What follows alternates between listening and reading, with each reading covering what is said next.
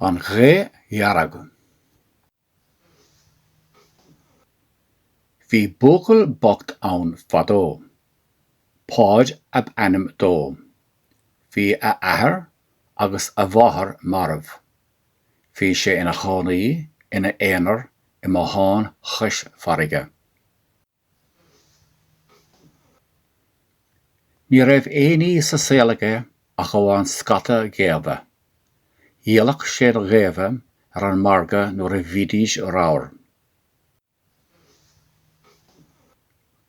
Lá amháin chruinnig páid a chuid ghéamh chun iad a thabhairt ar an marga. Bhí an tráthnóna ann. Bhí an ghrian ag dul faoi, bhí an néalta buí sa spéir, bhí an ghrian mar a bheadh léaróid óir agus í ag dul faoi go maol, réig, gur lísí sa bharige ag bun na spéire.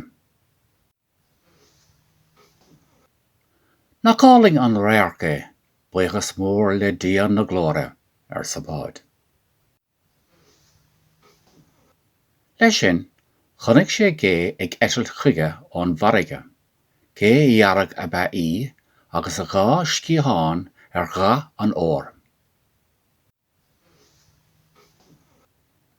Chuig an Ghé I deanta na ghéamh eile.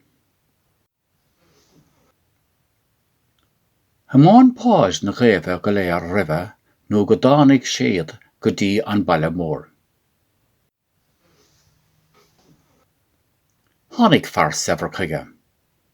Is álanna Ghé sin agat ar san fear saibhir le páid. Cá mhóra sí? An ghrian a tháinig sí ar sa páid. Léig an fear saibhir ar chaptín an airm.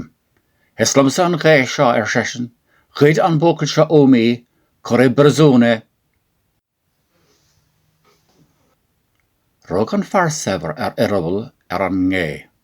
Chraimigh a lámh den irbal ach ní éadach sé a chraim a bhaga.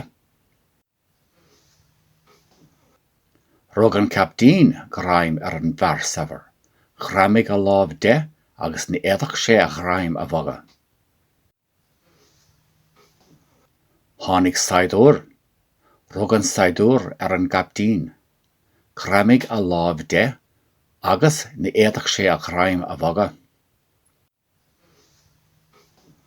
Tháinig fear eile agus fear eile go dtí go raibh scatacha cheangailte as a chéile. Shiúil an Ghé ar fud an bhaile agus iad go léir ina dhéag an ír. Bhí gach céad ag garaí agus ag maga fóil. Scéal séir mé ar san fear saibhir le páid. Scéal séir mé agus bhearg mé mála óir dit. Leabhar páid leis an Ghé.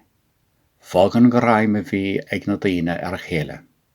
Thugann fear saibhir an mála óir de fáid.